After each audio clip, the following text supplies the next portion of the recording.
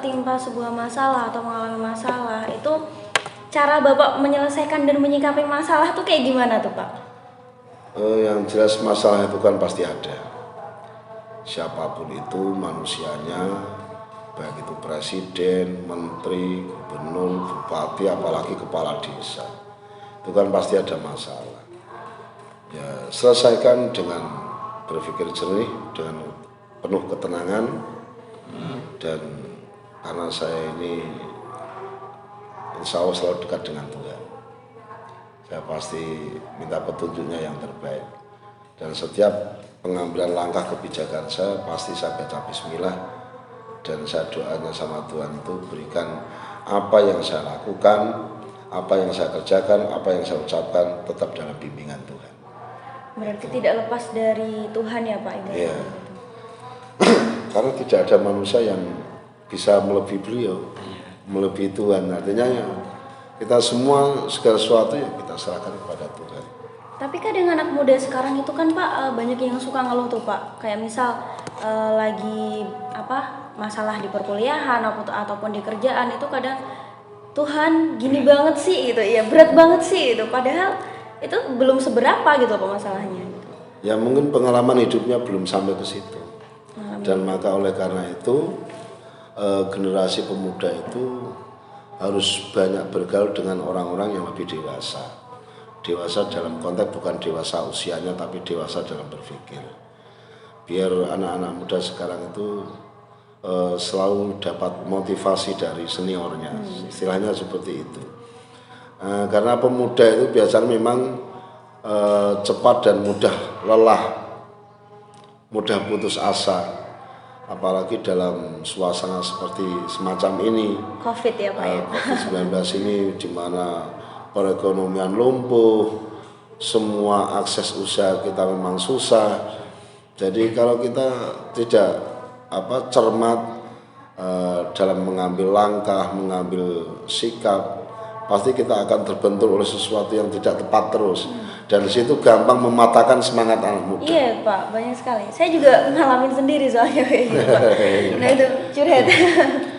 Jadi istilahnya begitu. Jadi ya harus sering datang untuk ngobrol sama orang-orang yang lebih dewasa dan cari ide-ide kreatif. Nek jalan ini buntu, kita cari jalan lain. Istilahnya seperti itu.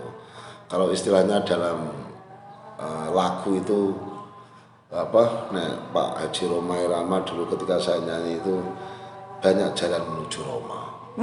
Seperti itu. Jadi jangan putus asa, istilahnya seperti itu. Karena pemuda kok gampang putus asa. Ya dia hanya menunggu waktu untuk gagal dalam cita-cita. Kalau bicara soal nyanyi ya Pak tadi Pak, saya ajak nostalgia masa-masa pindah-pindah panggung ke panggung. Lagu terfavorit sama temen duet terfavorit itu siapa Pak? Ini pertanyaan apa ini? Ini lain. Itu dua sisi yang berbeda, walaupun sama di panggung. Karena seni itu kan bahasa, dan bahasa itu kan curahan hati. Kalau pertanyaannya tadi lagu favorit yang membawa kenangan yang tidak pernah bisa dilupakan itu lagu Roda Kehidupan. Roda Kehidupan. Ya. Gimana tuh lagunya tuh? Lagu Roda Kehidupan milik dari Pak Haji Roma. Itu selain lagu itu yang mengantarkan saya ke dunia panggung, dikenal masyarakat luas, karena lagu itu yang mengantarkan saya pertama kali menjadi salah satu juara di bintang radio televisi di Jawa Tengah. Itu lagu Roda Kehidupan. Kenapa saat itu mungkin Dewan Juri memilih saya sebagai pemenang? Karena Dewan Juri itu melihat ekspresi penghayatan total saya. Feelnya dapat. Padahal kalau Pak Dewan Juri tahu itu cerita hidup saya. Jadi saya betul-betul menikmati lagu itu. Pak Dewan Juri. Itu mungkin Dewan Jurinya sudah pada meninggal, tapi moga-moga masih panjang umur. Amin.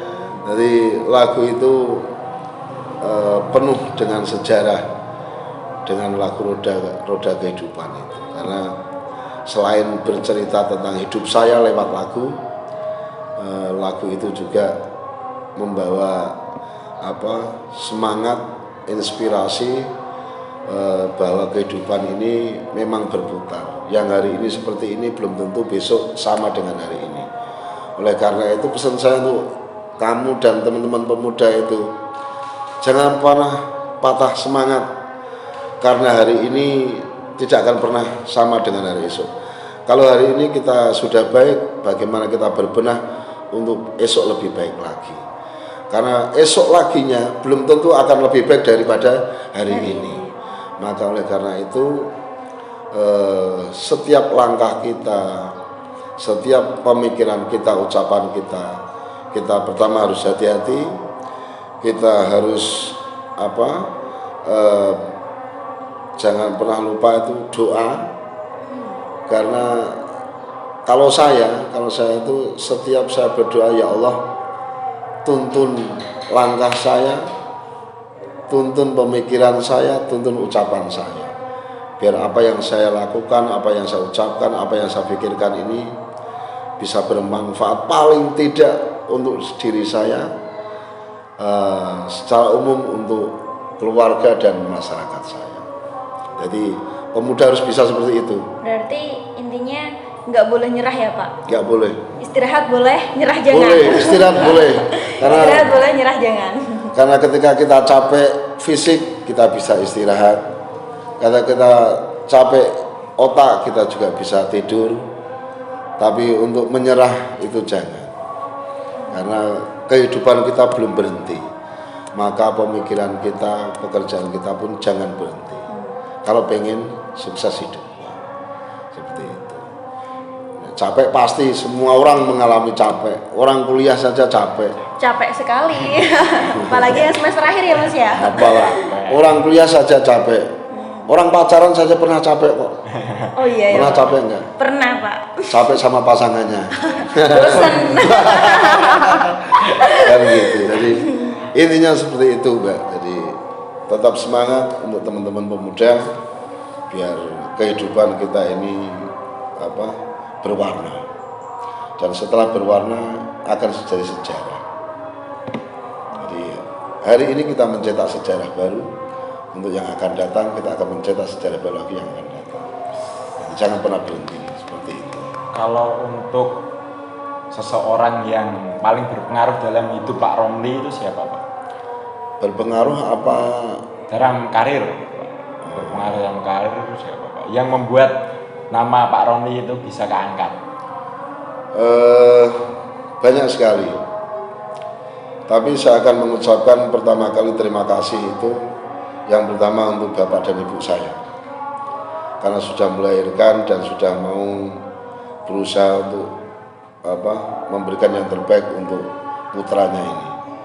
Yang kedua, yang saya ingat jasa beliau adalah Bapak Haji Abdul Rahim, salah satu guru saya, juga sekaligus motivator saya, yang banyak memberikan ilmu tentang kehidupan sejak saya kecil. Karena saya bisa belajar, saya bisa ganti baju, itu juga atas dukungan beliau.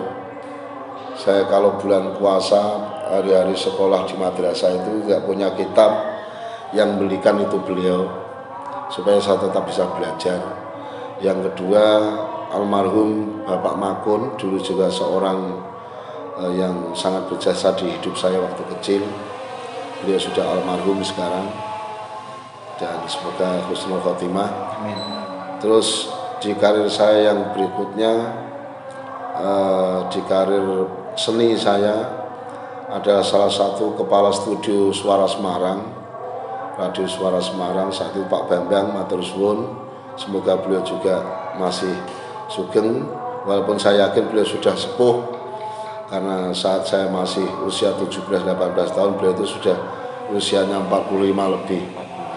Jadi beliau adalah salah satu penyiar radio dan juga kepala studio yang senior sekali di Jawa Tengah. Tidak ada orang yang tidak mengenal beliau dengan pemikiran dan ide-ide kreatif beliau. Dan ini salah satu motivator saya itu Pak Bambang. Itu di dunia seni, di dunia radio itu Pak Bambang. Kalau di dunia seni di panggung itu banyak sekali. Tapi karena saya ini selalu belajar lewat siapapun, dari pengalaman saya tampung, saya rangkum, saya harus beda dengan yang lain. Itu dari guru-guru MC-MC senior, itu saya tampung ilmunya, yang sana itu bagusnya apa, yang sini bagusnya apa, coba saya ramu menjadi karakter saya. Itu yang terjadi. Dan untuk dunia politik banyak sekali yang membimbing saya, terutama senior-senior politik di Kabupaten Demak, di Jawa Tengah itu banyak sekali, tapi tidak saya sebutkan, nanti pasti lupa aku enggak kan gitu. Padahal saya juga bisa. Nanti yang jelas banyak sekali senior-senior saya.